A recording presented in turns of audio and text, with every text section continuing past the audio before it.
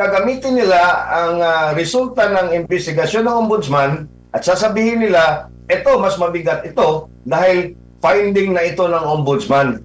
So yan ang nakikita ko. Kaya inuna nila ngayon na i-file doon sa ombudsman para yun ang gagamitin nila for the impeachment to give it a semblance na ito'y makatotohanan, ito ay mabigat, at ito ay dapat ikonsidera ng impeachment court na rason para nga mapatalsik itong si VP Sara Duterte, at not just mapatalsik, to bar her from running from any public office, including the presidency in 2028, MJ. Isa na doon. Ito talaga ay isang concerted effort para atakihin at i-demolish nga si VP Sara Duterte, to lessen or in fact remove her in the running for the 2028 elections. At collateral damage na nga itong mga kaalyado ng mga Duterte, the latest of which is going to be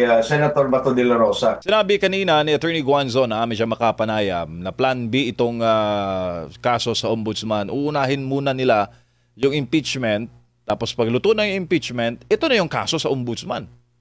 Sir AB. That is where I depart with Attorney Rowena Gonzalo. I respect her views. She being a very brilliant lawyer and with some decades in government service. Pero sa tingin ko, iniba na nila ang approach, MJ, no? Kasi doon sa impeachment, no, ang rules of evidence doon very lax, no? Kaya ang sa tingin ko dito, MJ, inuna nila sa ombudsman so that the ombudsman now will have the premise of conducting their own investigation. Meron silang fact-finding, meron silang makukuhang ebidensya, kumbaga, quote-unquote, at ma-lay down na nila yung mga premises for a plunder case or a malversation case. At ito na yun ang gagamitin nila doon sa pag-file nila sa impeachment after February 6 or on February 6 or beyond. Dahil nga may 1-year ban. So, ito na yung the ombudsman now will be doing the work, no, of Congress in the 20th Congress, the lower house of the 20th Congress. Inako na ng ombudsman ang trabaho nila. And in fact, I would even argue dahil sa dami ng mga dokumento na dinala nila na halos mapuno na nga yung isang L300 van, ibig sabihin, planchado na yung kanilang kaso, planchado na yung lahat ng mga aligasyon, akusasyon, mga ebidensya, kumbaga, no? Para na-i-prepare na lahat, and then ibabalidate ng ombudsman, at ngayon, gagamitin nila ang resulta ng investigasyon ng ombudsman at sasabihin nila, ito, mas mabigat ito dahil finding na ito ng ombudsman. So yan ang nakikita ko. Kaya inuna nila ngayon na i-file doon sa ombudsman para yun ang gagamitin nila for the impeachment to give it a semblance na ito'y makatotohanan, ito ay mabigat, at ito ay dapat ikonsidera ng impeachment court na rason para nga mapatalsik itong si VP Sara Duterte, at not just mapatalsik, to bar her from running from any public office, including the presidency in 2028, MJ. Isa na doon at Sir EB, yung recommendation ng ombudsman magpataw po ng preventive suspension sa mga opisyal na makikitaan po nila ng probable cause, lalo na yung mga kaso may kinalaman sa graft and corruption, dishonesty, misconduct, at anumang mga kaugnayang paglabag sa isa pong nasasangkot sa mga irregularidad, Sir EB. I do not know, no, I'm not a legal expert again, but as I understand, hindi covered sa isang preventive suspension or any administrative charges ang impeachable officers, no? Kaya nga sila ay dapat na, kasi administrative yung removal from office, eh.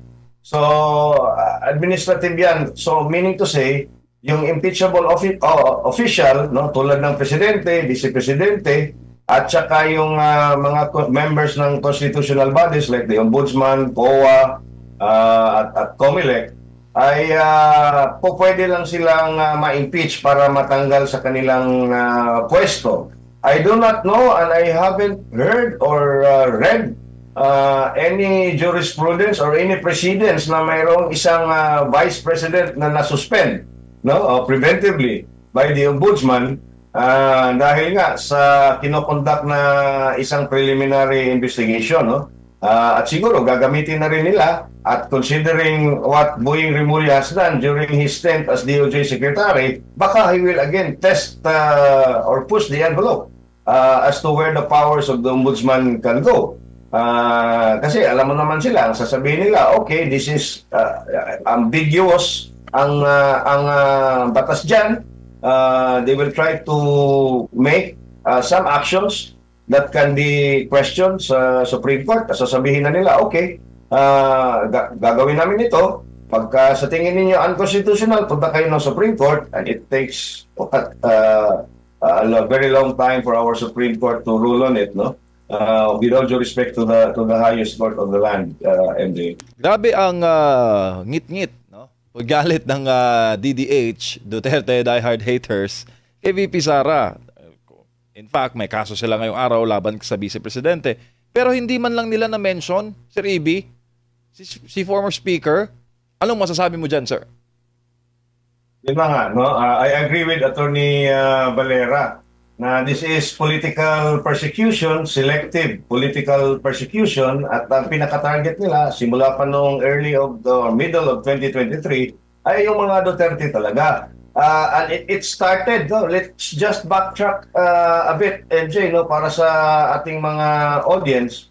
Nagsimula ito yung kanilang desire, no, na talagang to perpetuate themselves in power, no, tulad ng first Marcos regime, doon sa peke na People's Initiative to amend the Constitution under the guise of amending the economic provisions of our 1987 Constitution, at kung saan na-expose ito ni Pangulong Duterte, no, former President Duterte.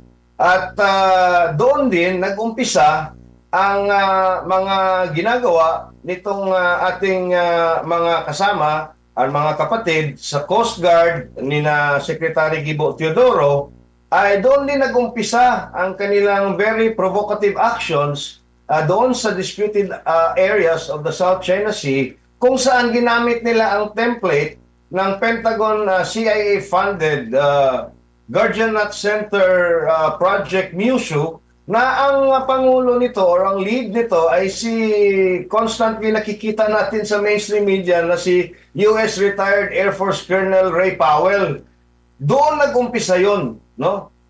So nung nag-umpisa na yung ganon na pag-atake nila doon sa former president, parang it crossed over na cross over na rin ito doon sa pagtira nila kay Vice President Sara Duterte. Kumbaga, kung titingnan ninyo, in 2023, all fronts, all hands on deck talaga against the Dutertes. Okay? Hanggang sa itong si VP Sara nga ay hindi na nakatiis at bumigay na nga siya, at yung mga kasama niya na rin ay tila baga nawalan na ng pag-asa na yung dagok ng relationship nila ay meron pang patutunguhan na mabuti. So, hanggang doon, ang ating mga kaibigan dyan sa kabila na talagang very anti-Marcos noon-noon pa, tila baga tikom ang bibig sa mga pinagagawa nitong administrasyon na ito. And then, it was revealed to us in sometime in November, doon si VP Sara mismo ang nag-reveal na there is an impeachment complaint that's going to be filed against her.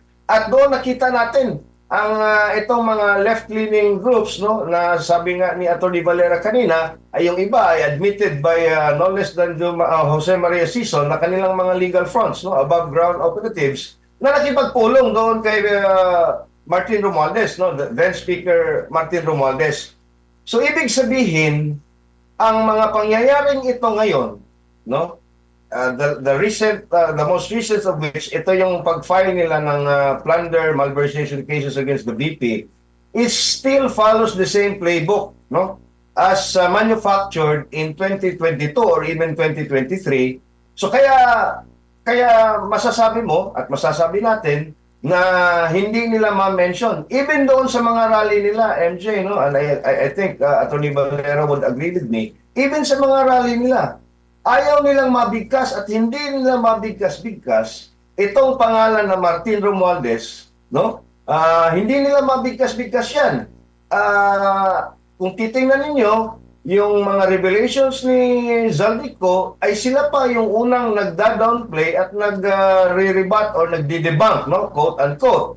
Pero, yung mga testimonya ng kung sino-sino dyan, lalong-lalo na itong bagong whistleblower daw na sinasabi, ay talagang kaagad nilang niyayakap at tinatanggap na isang gospel truth, no? So, again, let us go back to the premise of this discussion. Ito talaga ay isang concerted effort para atakihin at i-demolish nga si VP Sara Duterte to lessen or in fact remove her in the running for the 2028 elections. At collateral damage na nga itong mga kaalyado ng mga Duterte, the latest of which is going to be Senator Bato de la Rosa.